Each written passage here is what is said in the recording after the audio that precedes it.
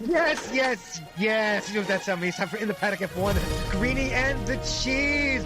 Round 3 of the 2026 F1 season takes us to our second stop in Asia, as F1 returns to the Isle of Japan for the 40th time as the Japanese Grand Prix. Japan, known for its cherry blossom, which right now are in full blossom. Mount Fuji, cutting edge tech, bullet trains, anime, and Mike's favorite, karaoke. Give me your go-to song, sir. What's my go-to song right now? I'm gonna go with "South of the Border" by Frank Sinatra. A little old ditty from back in the day, down Mexico way. Say No Travel Show. This is an F1 show, and we're racing the classic Suzuka Circuit. 3.6 miles, 2 active aero zones with these new ridiculous rules. 18 corners, classic corners in there as well. Dunlop Spoon, 130R, which you can't even give it the full beans through anymore because your car's clipping and you're losing speed. Effing ridiculous. You give it the full beans for, I don't know, 60 to 63%ish now, since you can't go full throttle. I don't know. This is. I want to puke right now, to be honest. It screwed up the whole beginning for you.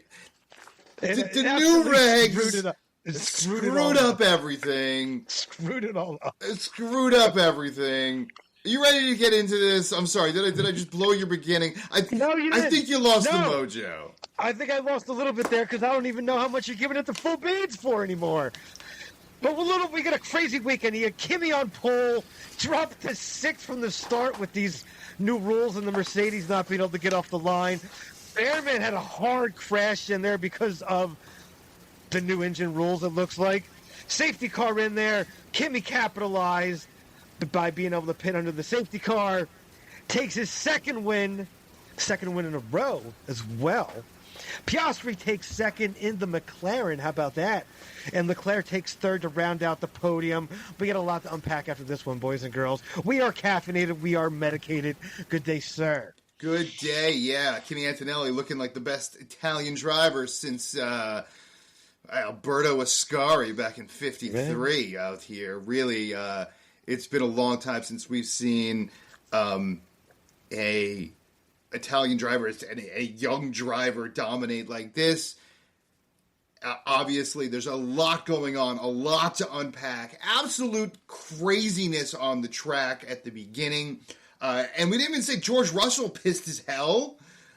Very, very interesting. Mercedes won, and McLaren showing back up. Finally, Oscar Piastri actually showing up to a race on the track.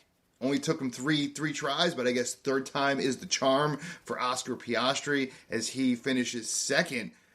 I don't know what to do with that, as you have Oscar Piastri beating his teammate, world champion Lando Norris. You have Charles Leclerc beating out 7-time world champion, his teammate, Lewis Hamilton. And you got Kimi Antonelli beating out who everyone's saying was going to be the 2026 champion in George Russell. A lot to unpack just with that.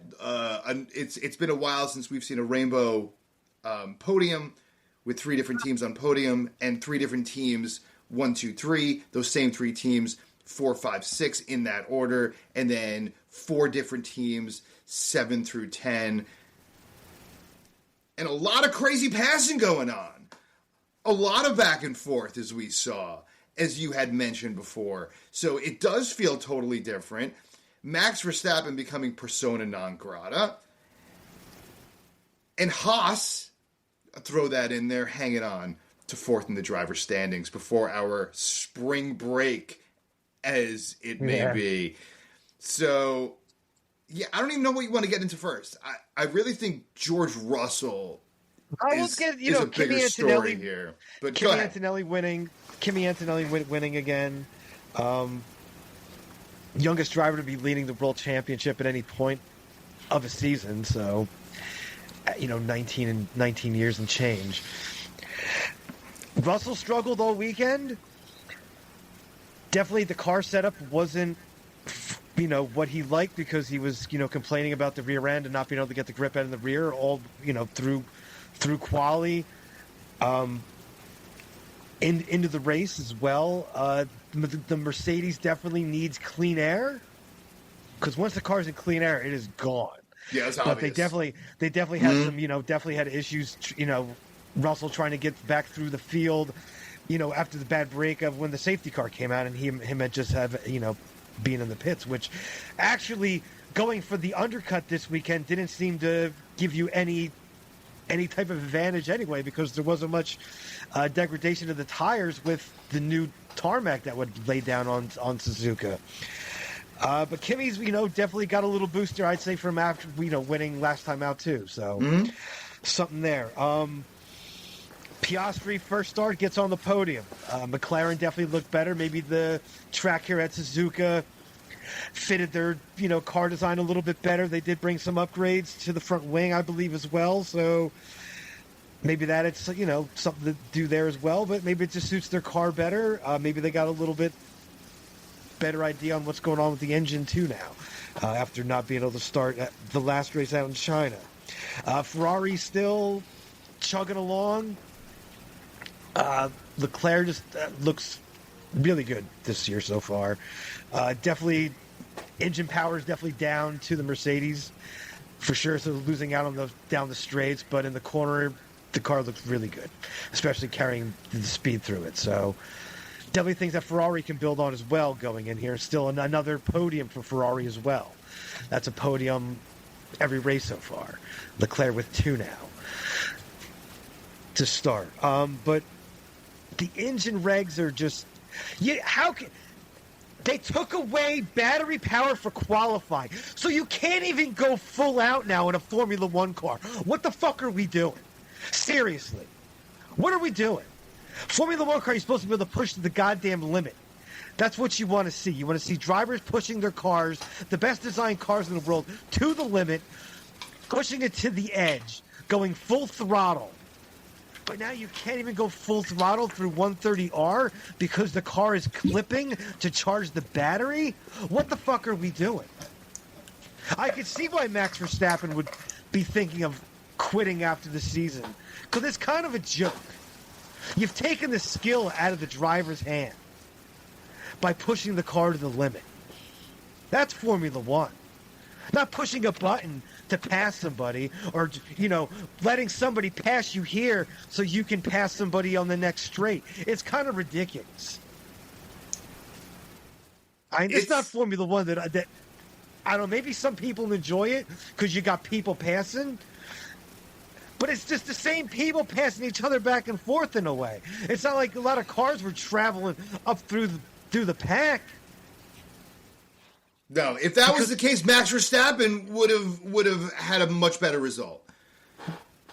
Absolutely, and he even showed he had a really hard time passing, or when he ended up behind Pierre Gasly, he had a really hard time, which shouldn't be the case. The Alpine isn't better than the Red Bull, but clearly it is at the moment, right?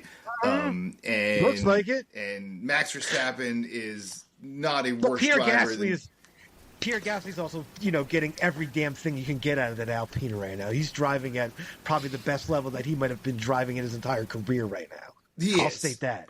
Absolutely, and we'll get into that in a little bit, but I think we're going to leave it at that for now. We got a lot more coming in winners and losers, and somebody's going to get slapped really, really hard, but I don't know. No, Ferrari's clearly number 2. The engine thing is absolutely ridiculous, dude. Like,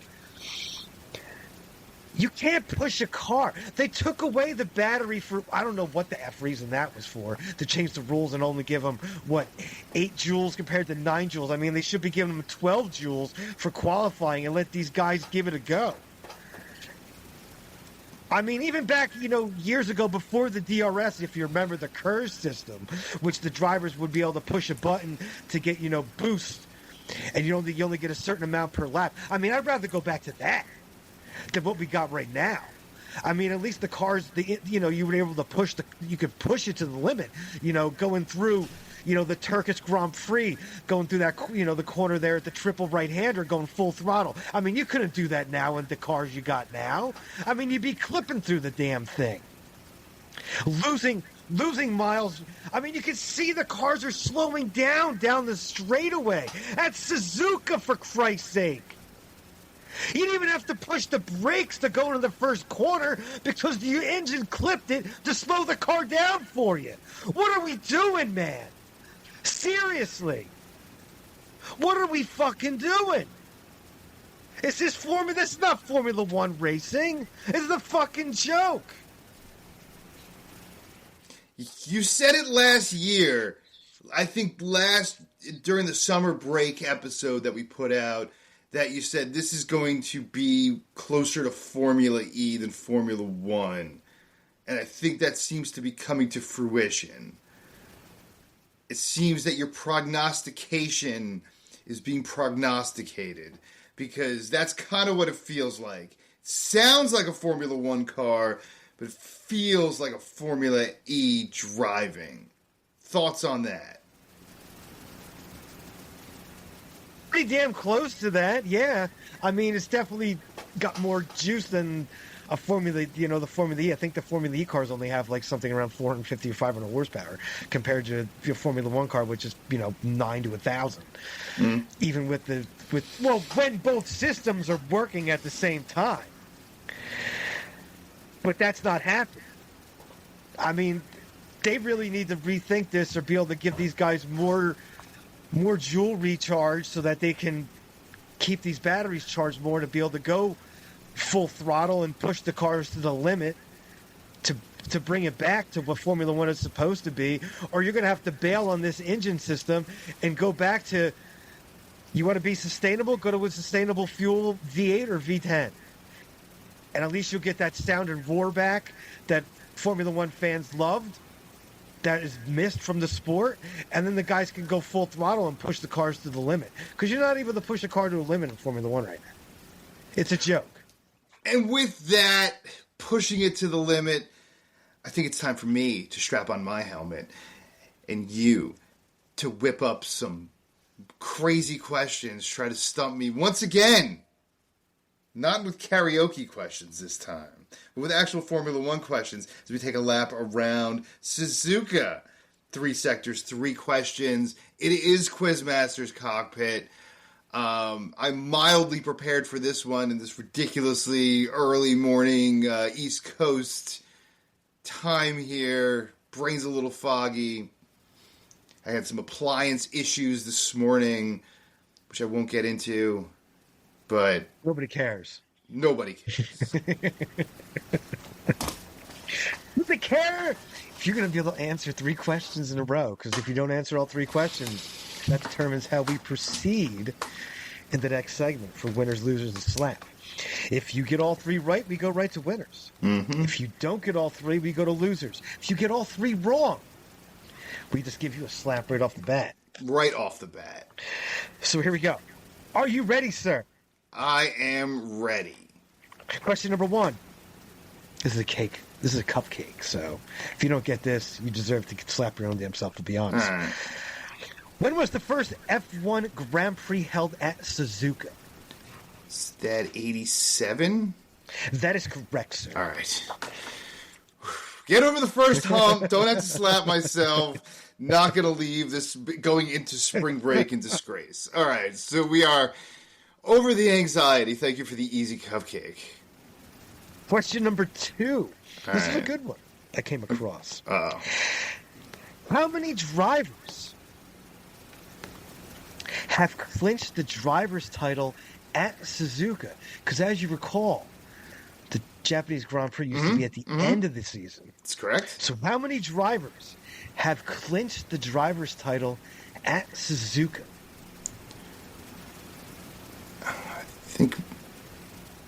I think Schumi did. I think Mika did. Senna, Prost. I'm going to go with those 4. I'll say 4. It's probably more than that, though. Probably forgetting. It's actually a lot more. It's a lot more. Mansell's, I think, clinched. It is actually a baker's dozen. Number 13. Wow.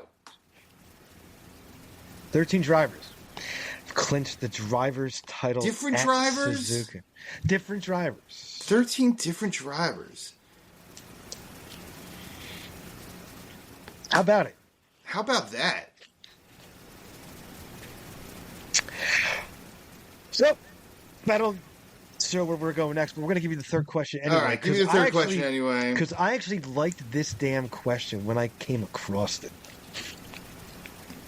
Since the start of the century, named 3 drivers to win the following race after their maiden victory. So they won their first ever race. Okay. And the next race out, they won as well. 3 drivers. 3 drivers have done it. Since the turn of the century. So since, 2000.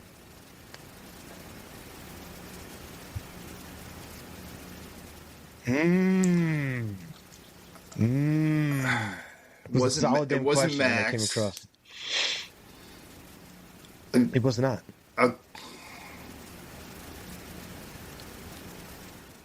I'll go with Lewis and Vettel. There's 3. The 3. Third one? Fernando. Third one happened. Third one happened today, jackass. Oh, well, yeah, my God. Well, I didn't think you... You jackass. That was kind of a curveball there. Obviously, we just talked about, and there was another one. But that is actually also incorrect, sir. All right, give it to me. 3 drivers to have done it. Of course, today with Kimi Antonelli. Right, yeah. Lewis Hamilton did it in 2007. All right, I got Lewis Hamilton. And the 3rd driver, Charles Leclerc, in 2019. Oh, yeah. That's a good one, but it still makes me a loser. Very interesting. That is right. So that'll take us right into losers. Chock full of those today. Chock full of those today. Williams, 20th and a 15th. I mean, barely got out of Q3. I mean, you really thought going into the season that Williams was actually going to be progressing, especially out of the way they ended, 2025 and spending a lot of time developing this new car, as they said. But it's been just a straight disaster for Williams. I mean, they've definitely gone backwards. They're probably just, in front of Aston and Cadillac, the brand new team on the grid, who's actually not even the worst team on the grid either. So, yeah, Cadillac is definitely not the worst team, and they might be better than. They're definitely better than Aston Martin. They might be better than Williams. I mean, give it to Alex Albon for actually finishing the race, the only driver on the track to be lapped twice today. But at least he got in the car and finished the race. I think that was just a pride thing. Because I think if he was started last time out in China or finished the race last time out in China, I don't think he would have stayed out there. But, yep, Williams is a disaster. All right, go ahead. And, of course, just Aston. I mean, they actually had a driver finish the race, so that was impressive. But it's still an absolute. I mean, it's still an absolute mess. Yeah, I wouldn't be surprised if Fernando Alonso is traded with Colapinto. I'm sorry. Well, I mean, yeah, let Fernando be reunited with Flavio and maybe throw some old school magic in there and maybe get Fernando a win so he can be like the oldest driver to win a Formula One race. That'd be something fun to see. Yeah, I mean, that would be a pretty damn good pairing right now, to be honest with you. That would be a great pairing right now. We'll get to that in a minute. But yeah, the Aston Martin is an absolute disaster. So those would be my losers right now. We'll stick with that. Yeah, I think we had a lot of hope in Audi going into the weekend, and a lot of excitement with them, and they just completely freaking blew it. No race pace. No race pace. A lot of back end movement. A lot of management issues going on. So we'll see what happens with with Audi going forward, but definitely a disappointing weekend all around for Audi. And I mean, Red Bull. I don't care if Max got his 4 points. Congratulations, Max Verstappen. No, What a Red Bull's a disaster. Was that? Red Bull's a mess. Red Bull's a an mess. absolute disaster right now. I think we're seeing... I don't know what Max Verstappen did to will that car in the fall. Where did Hajar finish? 12th. 12th? I mean, yeah, that's not good enough, dude. Yeah. It's not good enough. That's just bad news for Red Bull. So we can clearly see... Max couldn't get by an Alpine. Max could not pass Pierre Gasly. Listen, we'll get to Pierre Gasly in a minute here, but those are my losers. Cheese. We got some winners, so let's hit those up. The aforementioned Pierre Gasly, for damn sure, driving the best he's probably driven in his career. He's giving, he's pushing that Alpine to places that Alpine probably shouldn't be right now. So, absolutely got to give it up to Pierre. In the points again. I'm going to give it to Liam Lawson. 9th place finish. Solid in the points again. Definitely, Racing Bulls are definitely struggling still a bit, but getting the points again, got to give it up. Liam Lawson, he's better in the Racing Bull than he was in the Red Bull. How is that? How is that possible? Hey, it's Bizarro World. There's like no big salad. Just take 2 small salads, and that's your big salad, if you get the reference. Like, it's bizarro that Liam Lawson is better in the Racing Bull than he was in the Red Bull. And I knew it was going to happen. We knew it was going to happen. And the fact that he beat Isaac Hadjar again, 2 out of 3 races, Liam Lawson has beat Isaac Hadjar. It's wow. It shouldn't be wow, because I feel we knew this was going to happen. But I'm sorry to interject on your parade there, but I just had to interject there on Liam Lawson. That's give it up. Give it up. I don't know what the hell. Give it up, dude. Yeah. Well, it looks like the Racing Bull might be a better car than the Red Bull right now. How is the junior team a better car? I have no idea. I have no fucking idea. It makes no goddamn sense, dude. Live Bizarro. It's absolutely... Oh, it's Bizarro World for damn sure. Those are my winners. Hit it up, dude. Who you bringing? Listen, first I'm going to go with McLaren, who's back on the map, who actually started a race and beautifully finished 2nd and 5th after just a disastrous start, persona non grata, now putting themselves clearly into 3rd and clearly threatening Ferrari right off the bat, because they definitely scored more points than Ferrari this weekend. So an immediate threat to Ferrari. Ferrari thought they were sitting pretty all alone in 2nd there behind Mercedes, and now they have a challenge in McLaren, and we'll see what happens going forward, and we'll see if McLaren ends up being the better car than Ferrari. Sorry, but someone's nipping at your heels, because all you had nipping at your heels was Haas a minute ago, who maintains 4th place, and that is because, yes, it's a point, but every point counts, especially when you are messing around outside the top 3, and Esteban Ocon, give it up. 1 point, I'll take the 1 point. Haas definitely was not bringing anything this weekend at all. Struggle. Definitely struggled. All. This is the first weekend we've seen them struggle, even going back from the fall into, testing, and this is the first time we've seen them really, really struggle, which brings us, of course, sir, to the most important part of the show. I need to slap my goddamn for that. And that is our slap of the week. Go for it, big guy. This is yours.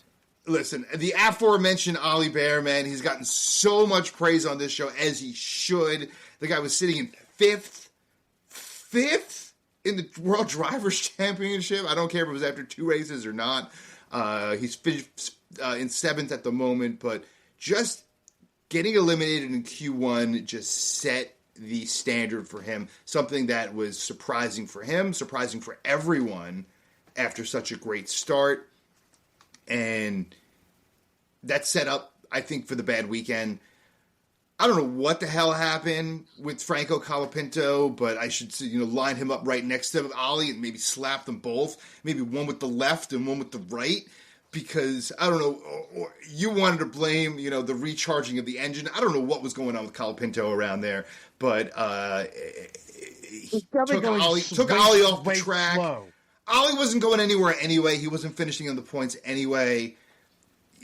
But just a disaster for him after setting the pace. Listen, if this was Ollie Bearman of last year, where it was ups and downs and he wasn't competitive, even though he finished in the 10th, I believe, last year in the World Drivers' Championship points.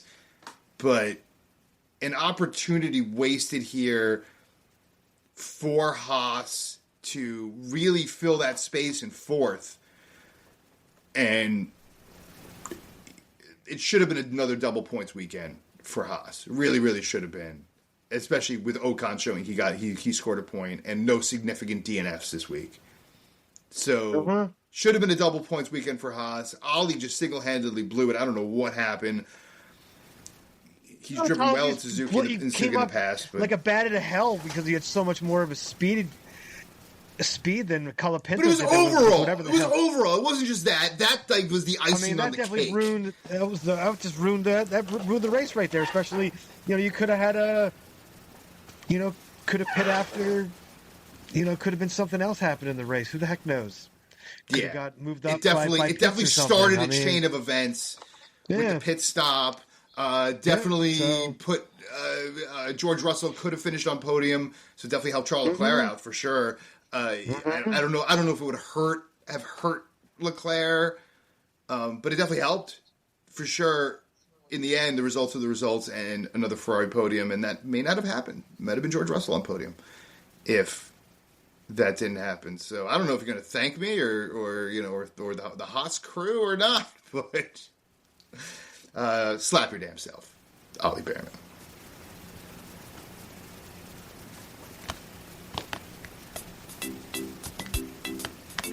Ah, yes. That's how it means. Time to hit that fantasy ride, that fantasy island of green tofu. Where the beer flows like wine, the wine flows like beer. And that cannabis, oh yes, my friends, that cannabis grows as far as the eyes can see. Look at it out there. Green and luscious. Take a little whiff. Woo! I need to take a big whiff after this one. That air smells fantastic. You're damn right after this weekend. Woof. Woof. It was rough. Woof. Take a little walk to the top of the hill. Casino at the top. With our tickets in hand, are we cashing in or are we checking out? I know I am heading to the counter to get the hell out of here because it was not a good weekend. I am not going to have enough to do what I want to do on spring break because I don't even want to go through my bets here. But between the two of us, we placed, I believe, 9 bets. And I believe one of the few times doing this segment ever, both of us went over. My good friend Ofer showed up, slapped me in the face, slap you in the face. Let's go through what we had. First of all, to back it up a little bit, out of all the bets across the board that were the major bets that we do each week, which is, podium finish, top 6 driver, top 10 driver, double podium as far as the constructor, double podium or double top 6, double top 10 for the constructor as well, and then trifecta. That's pretty much what we do. So it's several hundred different bets. Only 4 of them on the plus line panned out, and we had none. So Oscar Piastri finishing on podium at anywhere from plus 100 to plus 125, depending on the site you were using. Esteban Ocon finishing top 10 plus 185, 150 to 185, depending on what site you were on as well. Antonelli, Piastri, and Leclerc.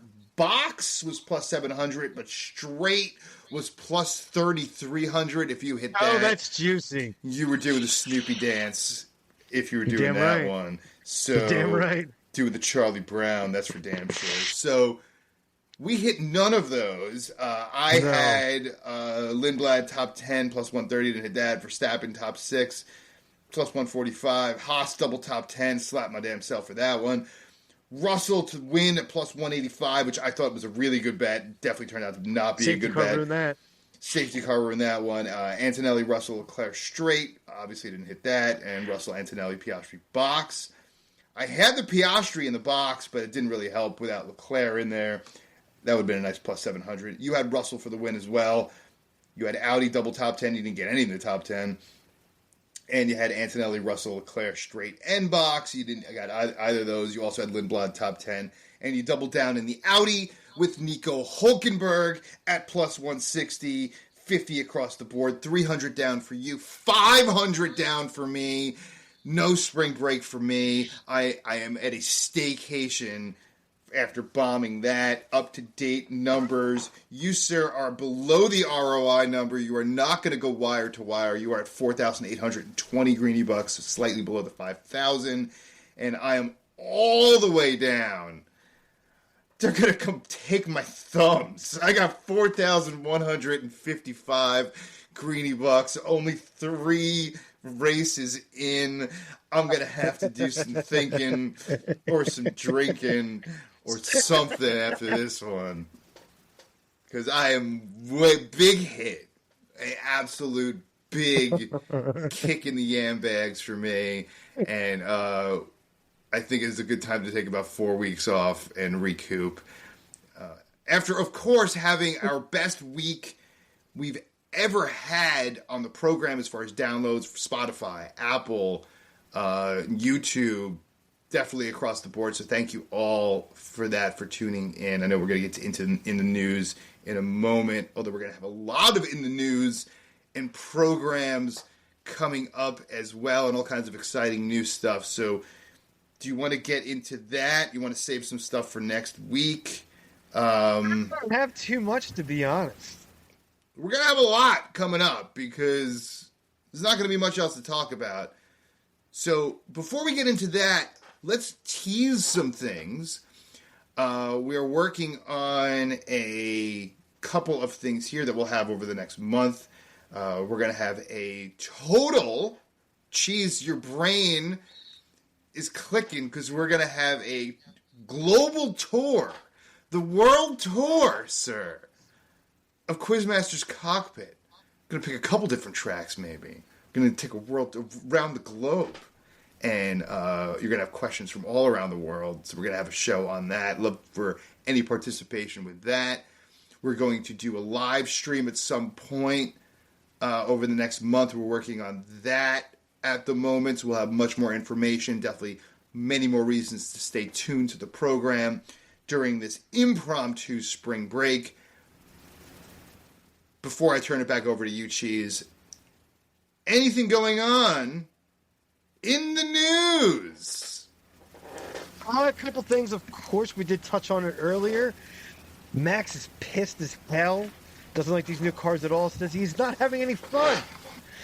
Saying he's thinking about leaving and quitting Formula One at the end of the season.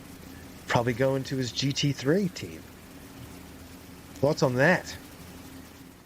My thoughts on that are, listen, we all get pissed at our jobs and want to quit at some point or another. But not many people listening to this program make $50 to $60 million a year. All right? So you could be as pissed as you want, and then you look at the amount of money you're making, and then you're great. You go to Max is in his 20s, dude.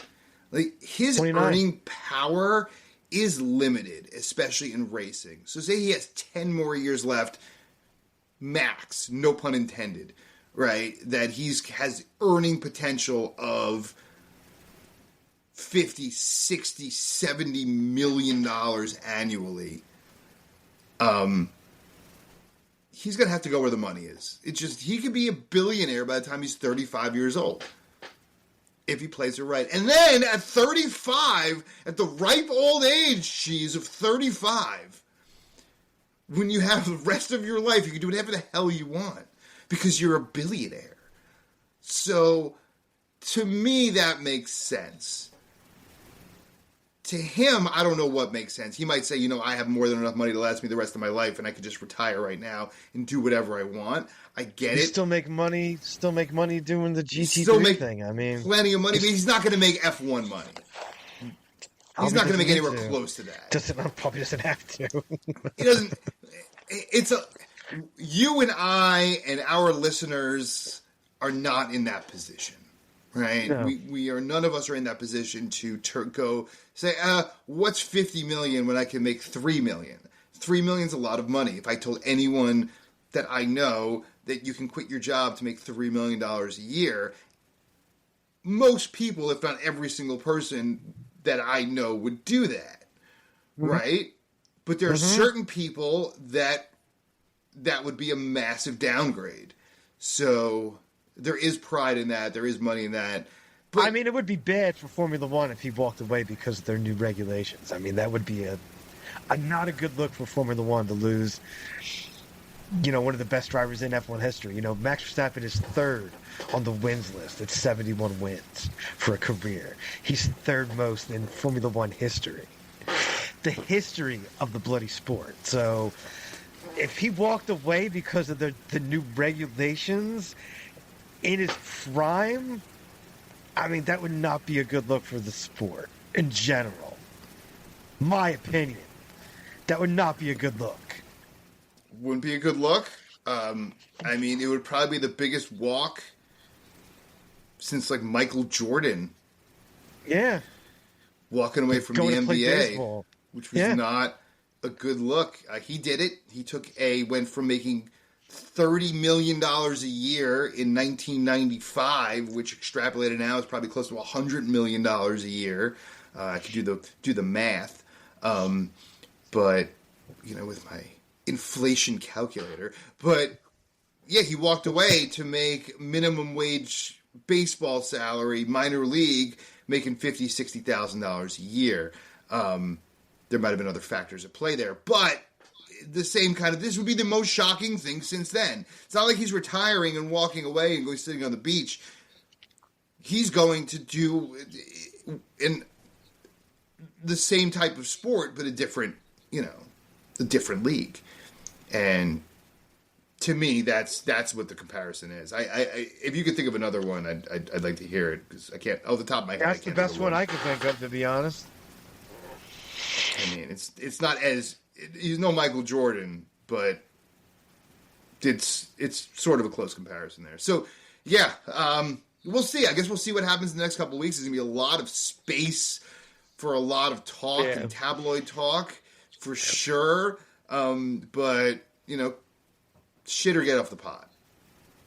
Either quit or don't. I mean, I can see him walking away, to be honest. So yeah, but we'll see.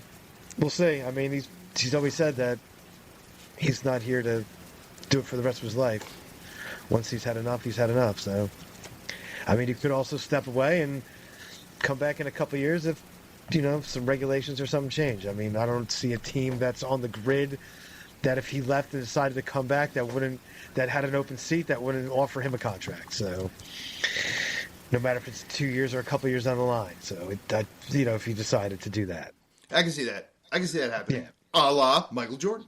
Anyway, what else you got before we finish this up? It's been confirmed pretty much that Adrian Newey will be stepping down as team principal and just concentrating on designing the car at Aston Martin, as we discussed the last time out. But this was an interesting thing that I came across. There's a rumor floating around that Christian Horner, instead of Jonathan Wheatley, could be team principal at Aston Martin. Thoughts on that? I think we talked about this last summer. That rumor was going around. Mm-hmm. It depends how much money Lawrence Stroll wants to spend here on the Aston Martin team. It just depends how much cash he wants to plunk down. And the same thing with Max Verstappen as it is with Christian Horner. He's a legitimate billionaire, this guy. So does he want to come back? And he's not in his 20s. He's in his 40s. And he could just sit around and sit on a beach for the rest of his life and do whatever he wants. Doesn't have to come back and doesn't have anything to prove as well. I think he wants to come back because just because of the way that things ended at Red Bull. I think that left a bad taste in his mouth. So I think he wants to come back to prove maybe Red Bull wrong, that they made the wrong decision. So again, rumors. I'll believe it when I see it. Shit or get off the pot. It's easy to say you're going to come back, especially in his position. It's a lot harder to do. and it's a lot harder to realize when you spent 25 years, 30 years of your life getting up at 4:30 in the morning at the crack of dawn and answering emails and doing press and dealing with a million different things. And then you start sleeping till like 9 and getting up and casually have a cup of coffee, maybe roasting a bowl in the backyard, kicking your feet back.